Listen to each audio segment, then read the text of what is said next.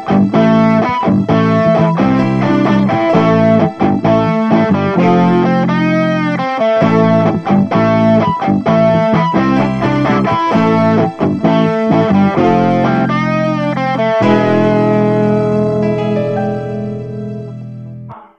ορίσατε σε ένα ακόμα επεισόδιο του The Surgeon's Notebook, το podcast της χειρουργικής κοινότητας του ΕΚΠΑ, SERSO NQUA.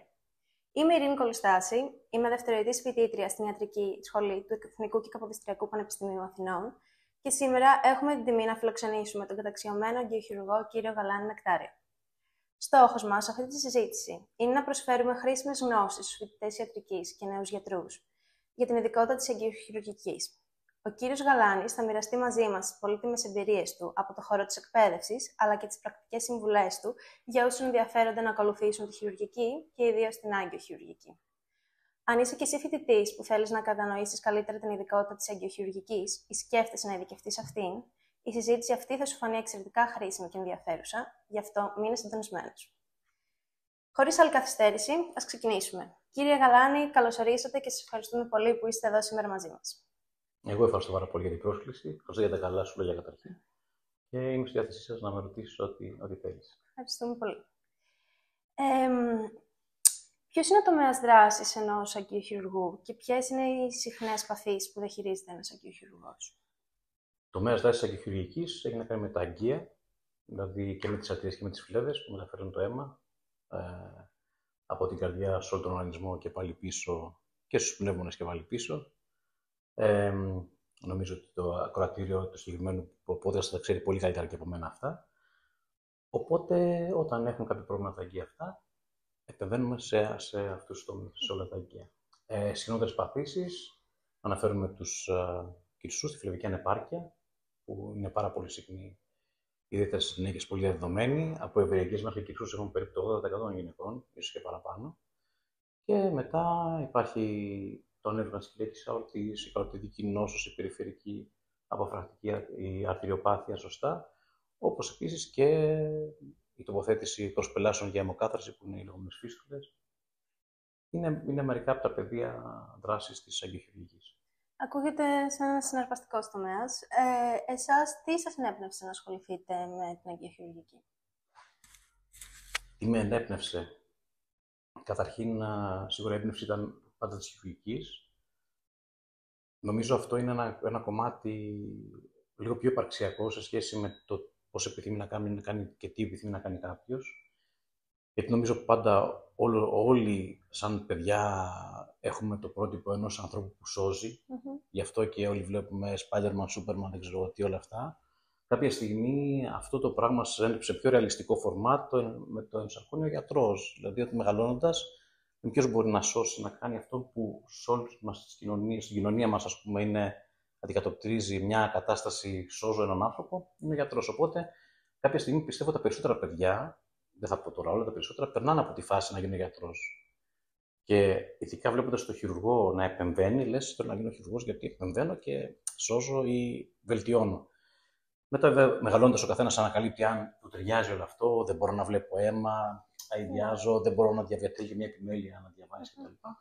Οπότε, ουσιαστικά, αυτή η παιδική αθώα επιθυμία του να σώσω κάποιον, συν μεγαλώνοντας ότι έβλεπα ότι κάποια πράγματα που είχαν να κάνουν τη χειρουργική, όπως τα αντιλαμβανόμουν στην εφηβεία μου, ταιριάζαν, συν μετά στις σπουδές που είδαμε διάφορες κλινικές, η αγκιοχειρουργική με συνέπασε περισσότερο. Έχει να κάνει και με τη φυσική, την προστατική που μου αρέσει πάρα πολύ, και με την ομορφιά αισθητική, ακούγεται λίγο παράδοξο σε άνθρωπους που δεν είναι της ιατρικής, των ανακατασκευών που κάνουμε, των κατασκευών συλλογικά που κάνουμε. Οπότε όλο αυτό μαζί ήταν πολύ ελκυστικό για έναν νεαρό σαν και εμένα τότε, το τονίζω.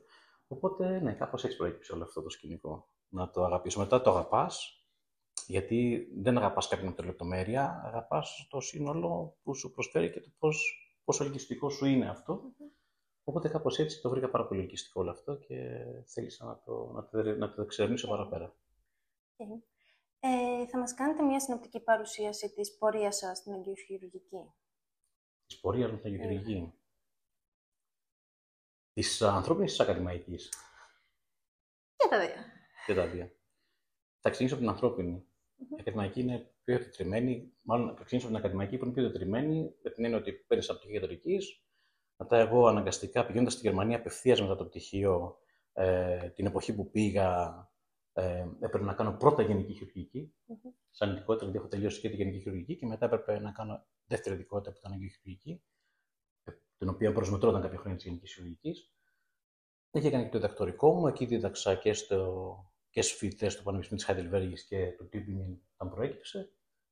Ήμουν επιμελητής πάρα πολλά χρόνια και υπεύθυνος ποιότητας όλου του τομέα που συμπεριλάμβανε και την αγγειοχειρουργική και την επεμβατική ακτινολογία και την αγγειολογία, γιατί η αγγειολογία στο εξωτερικό είναι κλάδος της παθολογίας, όχι της αγγειοχειρουργικής, εδώ κατευθυμισμών και περιτά και σε εισαγωγικά λάθος λεγόμαστε αγγειολόγοι. Δεν ισχύει αυτό. Η αγγειολογία ουσιαστικά ανοίξει την παθολογία σαν ειδικότητα στην Ευρώπη. Και μετά, αφού μεγάλωσα και εγώ λίγο εισαγωγικά και ορίμασα σαν χειρουργός, δέχτηκα μια πρόταση από την Ελβετία που πήγα και ήμουν υποδιευθυντής ενός πολύ μεγάλου τομέα και δίθυνα και ένα παράρτημα κοντά στη στιγμή, ένα εκπληκτικό νοσοκομείο με χειρουργία που έβλεπαν τη Λίμνη της Κωνσταντίνας. Καταλαβαίνεις ότι αυτό ήταν απίστευτη ευκαιρία και εμπειρία. Και εκεί κάπου αποφάσισα ότι θέλω να γυρίσω πίσω στην Ελλάδα, οπότε τα μάζεψα και ήρθα. Πολύ απλά. Το ανθρώπινο κομμάτι τώρα,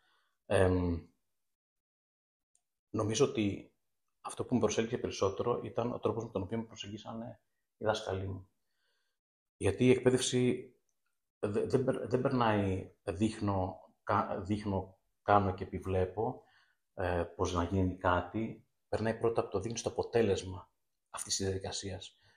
Και νομίζω ότι οι δάσκαλοι μου ήταν πολύ, αυτούς που θεωρώ δασκάλους, 2-3 είναι, δεν είναι παραπάνω, μου δείχναν ποιο είναι το αποτέλεσμα των πραγμάτων. Έτσι θα γίνει. Αυτό που πρέπει να πετύχεις, αυτό μπορείς να πετύχεις, να κάνεις άνθρωπο ευτυχισμένο που μπορεί να περπατάει ή να σώσεις κάποιον ο οποίος θα πέθαινε αν δεν το χτυπούσε το ανεβρισμά του. Και βλέποντας όλες αυτές τις συνέπειες, νομίζω ότι η γοητεία του στόχου είναι αυτή μετά που σε καθοδηγεί στον δρόμο σου. Δηλαδή, το ανθρώπινο κομμάτι ήταν πιο πολύ αυτό που μέτρεφε σαν στόχο. Ήταν το στόχος που έτρεφε την πορεία ουσιαστικά. Και όταν ο στόχος τρέφει την πορεία σου, δέχεσαι και πολλά πράγματα τα οποία μπορεί να σε κουράζουν. Να λες, θα το έκανα εγώ αυτό ποτέ. Δεν θα το έκανα εγώ αυτό ποτέ. Δεν θα υπήρχε περίπτωση να το κάνω. Άρα, το ανθρώπινο κομμάτι που θα καταλήξω ήταν ότι οι δάσκαλοι που είχα κατάφεραν να με γοητεύσουν δείχνοντάς μου το στόχο των πραγμάτων που μπορείς να καταφέρεις. Και από εκεί πέρα τα πράγματα ήταν απλά. Αυτό είναι το πιο σημαντικό, νομίζω. Θα προτείνατε σε νέους γιατρούς την ειδικότητα της αγγειοχειρουργικής? Εμένα με γοητεύει αφάνταστη η ειδικότητα αυτή. Να προτείνω. Σίγουρα θα την προτείνω, δηλαδή εγώ έχω βρει πολύ αγάπη σε αυτό το τομέα.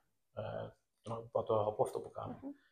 Το θέμα είναι πώς θα αγαπήσει ο καθένας τι και σε τι εκπαιδευτικό σύστημα και ποιους δασκάλους θα έχει, νομίζω. Εγώ προτείνω να κάνει κάποιος αυτό που τον εμπνέει καλύτερα ή αυτό που νομίζω ότι θα του είναι πιο ταιριαστό. Αν είναι αγγειοχειρουργική, νομίζω ότι είναι μια εκπληκτική ειδικότητα, μια ειδικότητα που έχει πάρα πολλά πράγματα να δώσει σε κάποιον και πάρα πολύ ιδιαίτερες παθήσεις. Έχει μεγάλο κομμάτι διερεύνησης, διαγνωστικής. Αυτό είναι κάτι που εμένα με βοηθάει πάρα πολύ. Να πάρει το γεγονός ότι θα πάρω έναν άνθρωπο που θα μου πει πονάει το πόδι μου, πονάει η κοιλιά μου και δεν είναι κάτι άλλο και είναι διαγνωσμένο και θα πας εσύ διερευνώντας να δεις τι έχει. Στο ένα κομμάτι αυτό της αγγειοχειρουργικής που είναι πάρα πολύ ωραίο και επίσης και το κομμάτι το μετά είναι πάρα πολύ ενδιαφέρον. Δεν είναι μόνο το χειρουργείο ή η θεραπεία κτλ. Ή η συντηρητική αγωγή. Οπότε, αν κάποιος θέλει να κάνει αγγειοχειρουργική, σίγουρα είναι απίστευτα συναρπαστική.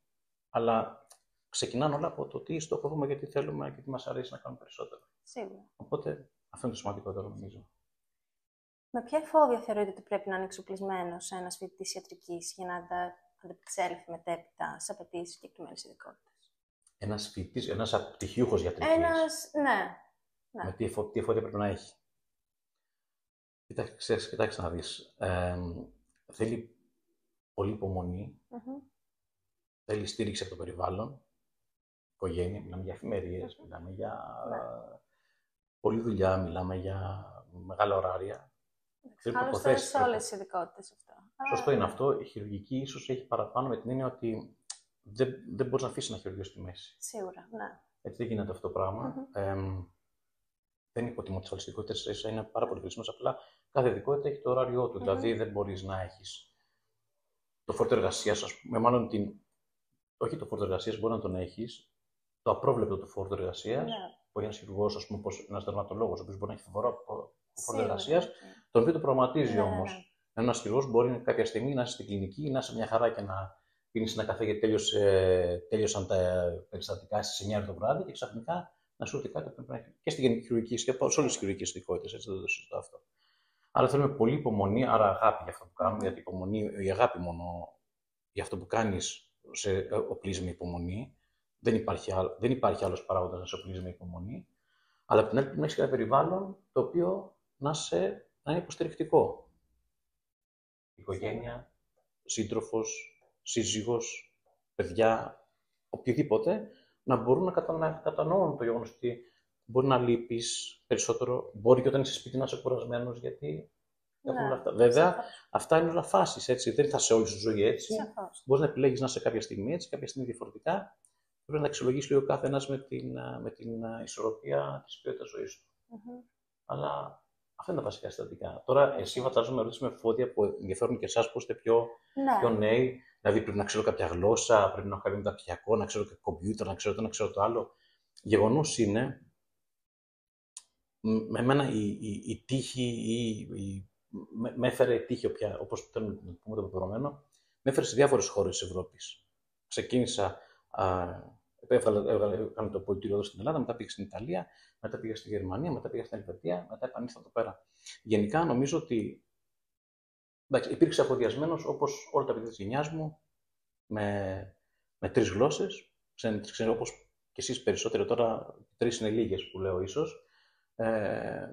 Το μόνο φόβο ήταν αυτό. Δεν είχα κάτι φοβερά ιδιαίτερο. Είχα κάνει κάποια courses πριν ή κάποια πράγματα πριν. Όλα νομίζω τα μαθαίνεις στην πορεία. Ακόμα και τη γλώσσα, η νοοτροπία παίζει πολύ μεγάλο ρόλο, η προσαρμοστικότητα. Δεν μπορείς, ας πούμε, σίγουρα η συμπεριφορά μου και εμένα εδώ πέρα, σαν χειρουργού και απέναντι στους ασθενείς, προσαρμόζεται. Δεν αλλάζει στον πυρήνα της δοτικότητάς μου και της προσφοράς μου. Αλλάζει όμως στο περιτύλιγμα της συμπεριφοράς που έχεις να επικοινωνήσεις με τον κόσμο. Και πιστεύω ότι έχοντας αυτά τα βασικά εφόδια που είναι κάποιες γλώσσες και το πτυχίο όμορφα παρμένο, και έχοντας αγάπη και για αυτό που θες να κάνεις και υπομονή από το περιβάλλον σου, τότε νομίζω ότι οπουδήποτε και να πας είσαι σωστά εφοδιασμένος. Για να μην τα ονοματίσω, γιατί μετά πάμε στις συνταγές που θεωρώ ότι δεν είναι η ουσία. Ποια είναι η σχέση της εγκειοχειρουργικής συνάρτησης με άλλες ειδικότητες, όπως η καρδιολογία ή η ακτινολογία, στη διαχείριση εγκειακικών περιστατικών?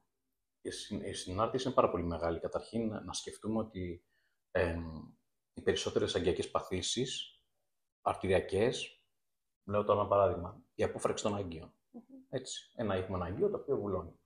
Το αγκείο δεν βουλώνει μόνο στα πόδια ή στην καροτίδα, βουλώνει και στην καρδιά. Άρα, από τη στιγμή που εμείς έχουμε ένα ασθενή με περιφερειακή αρτηριοπάθεια, παραδείγματος χάρη, που δεν πρέπει να περπατήσει, αναγκαστικά ψάχνουμε πέρα τα υπόλοιπα. Έχουμε την καρδιά του, έχουμε τις καροτίδες του. Άρα, με την καρδιολογία έχουμε μεγάλη συνάρτηση. Και με την καρδιοχειρουργική εν μέρει, γιατί και εκεί κοιτάμε λίγο τις νόσους, πώς συμβαδίζουν, εκπονούμε στρατηγικά πλάνα ποιο να θεραπεύσουμε πρώτα, ποιο πριν. Έτσι. Αλλά όπου υπάρχουν αγκία, όλες οι ειδικότητες μπορούν να εμπλακούν. Ας πούμε, εγώ είχα μεγάλη συνεργασία όταν ήμουν στην Ελβετία και με την ουρολογία, όταν υπήρχαν όγκοι, και τώρα ακόμα με συναδέλφους όταν υπάρχουν όγκοι που αναπτύσσονται στην κατώκυλη φλέβα, ας πούμε, ή σε αγκία τα οποία πρέπει να προσεχτούν. Και εκεί επιμβαίνουν μαζί, υπάρχει μια διαδραστικότητα. Υπάρχει διαδραστικότητα με τους οδοπαιδικούς, είχαμε μεγάλη συνοσμένα ευρύσματα και σπονδυλοδυσκύτες και πολύ έτσι, δύσκολα περιστατικά. Η αλληλεγγύη υπάρχει μεγάλη, αλλά η μεγαλύτερη είναι, όπως ακριβώς το είπες, σχέση με την καρδιολογία, ακριβώς και με την καρδιοχειρουργική δευτερευόντως, αλλά γενικά όπου υπάρχουν τα αγκία, όπου βλέπονται στη θέση. Ποιες είναι οι σημαντικότερες προοπτικές και μελλοντικές εξελίξεις στην εγκειοχειρουργική και πώς αυτές μπορούν να εξασφαλίσουν τη βέλτιστη παροχή υγείας των ασθενών?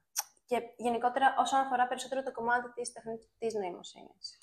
Ναι, η τεχνητή νοημοσύνη σίγουρα θα δει πάρα πολύ, ήδη έχουν ξεκινήσει κάποια projects τεχνητής νοημοσύνης να επισέρχονται στον τομέα της χειρουργικής γενικά. Ας πούμε, ένα κομμάτι μεγάλης πρόοδου ήταν η υβριδική αίθουσα αγκιοχειρουργικών περιστατικών για διάφορα πολύπλοκα νευρίσματα που πρέπει να κανουλάρουμε διάφορα αγγεία για να μπορούμε να κάνουμε μια πολύ καλή κατασκευή. Τώρα το πόσο το AI μπορεί να επισέλθει, σίγουρα σε πολύ μεγάλο βαθμό, αυτό είναι μια και ευχάριστο αλλά και τρομακτικό, έτσι. Θεωρώ γενικά ότι όσο και να επισέλθει η τεχνητή νοημοσύνη στην αγκιοχειρουργική, τελευταία λέξη φαίνεται είναι και ο άνθρωπος το τι επιλέγει, το πώς το επιλέγει. Δεν νομίζω ότι ακόμα, τουλάχιστον δεν μπορώ να φανταστώ ακόμα, μπορεί να είμαι και πολύ αναχρονιστικό σε αυτό, αλλά δεν μπορώ να φανταστώ ένα αγκιοχειρουργικό περιστατικό να το αναλαμβάνει μια τεχνητή νοημοσύνη είτε στην επέμβαση είτε στην θεραπεία. Οπότε αυτό νομίζω πρέπει να έχει ένα όριο που θα καθοριστεί με βάση την εξέλιξη. Κανένας δεν ξέρει πού μπορεί να πάει αυτό το πράγμα. Σίγουρα μπορεί να προχωρήσει πάρα πολύ.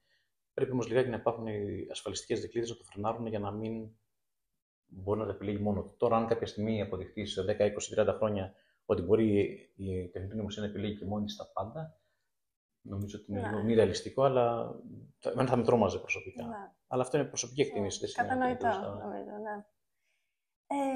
Υπάρχει κάποιο συμβάν που σας έχει σημαδέψει την καριέρα σας? Και αν ναι, πώς το διαχειριστήκατε?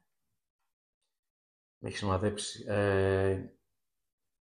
Υπάρχουν συμβάντα που με έχουν σημαδέψει σίγουρα. Υπάρχουν, ας πούμε, θάνατοι που δεν μπορούσε να αποφύγεις ίσως, γιατί ας πούμε τα ραγέντα ανεβρίσματα κοιλιακής αορτής συνήθως δεν έχουν καλή κατάληξη πολλές φορές. Όταν όμως συμβαίνει να είσαι εσύ υπεύθυνος στην εφαιρεία και σου τύχει αυτό το πράγμα και ο άνθρωπος φύγει, ενώ πριν ήταν μια χαρά, νομίζω είναι κάτι που σας σημαδεύει και δεν το ξεχνάς εύκολα. Η αλήθεια είναι, στη Γερμανία τουλάχιστον όταν ήμουν εγώ, υπήρχε δυνατότητα για κάποιους που το θέλουν, το αναζητούσαν για ψυχολογική υποστήριξη σε περιστατικά που δεν ήταν έτσι εύκολα να διαχειριστείς, κυρίως ο περίγυρος, έτσι, γιατί ένας θάνατος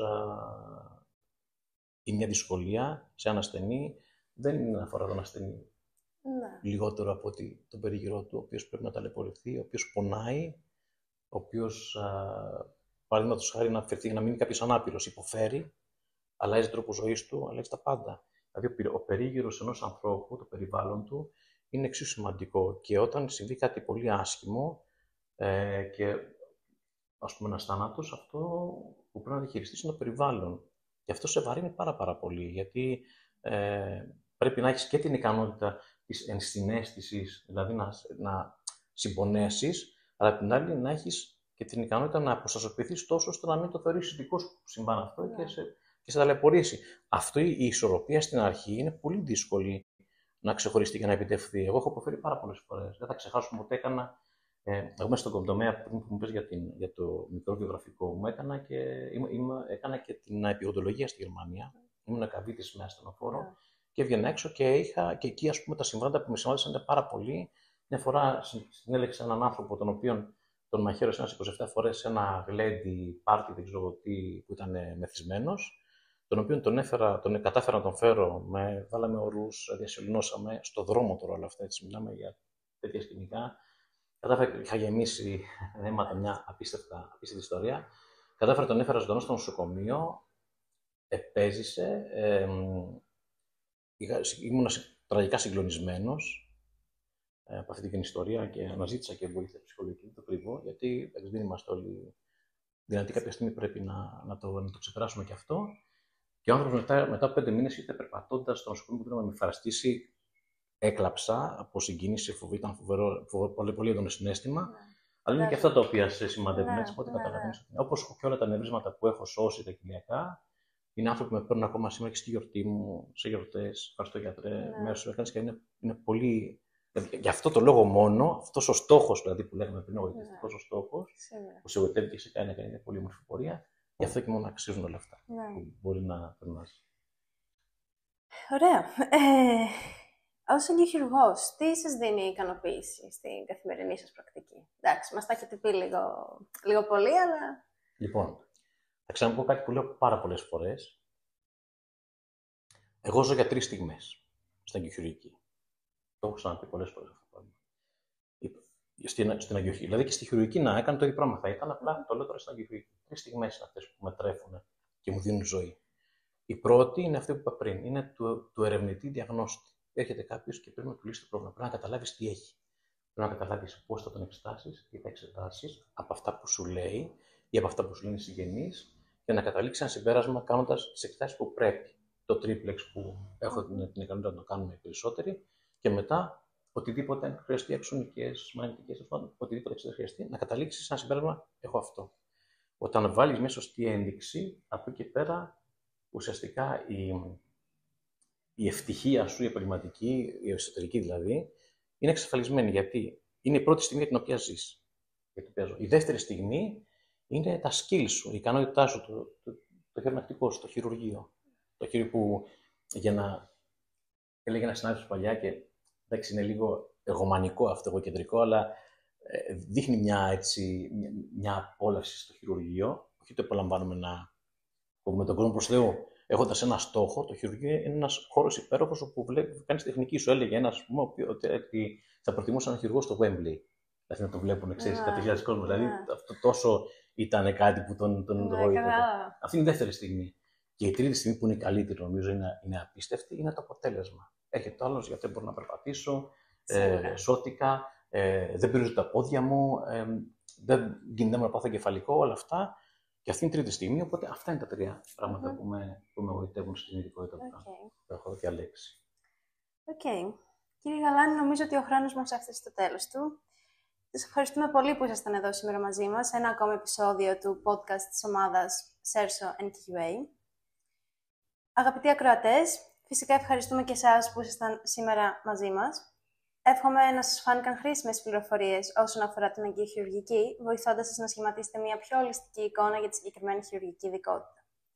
Μην ξεχάσετε να μας ακολουθήσετε στο Facebook, Instagram, YouTube και Spotify για να είστε πάντα up to date. Κάπου εδώ ήρθε η ώρα να σας αποχαιρετήσουμε. Από την ομάδα του Serso NQA, καλή συνέχεια και ραντεβού στο επόμενο επεισόδιο του The Surgeon's Notebook.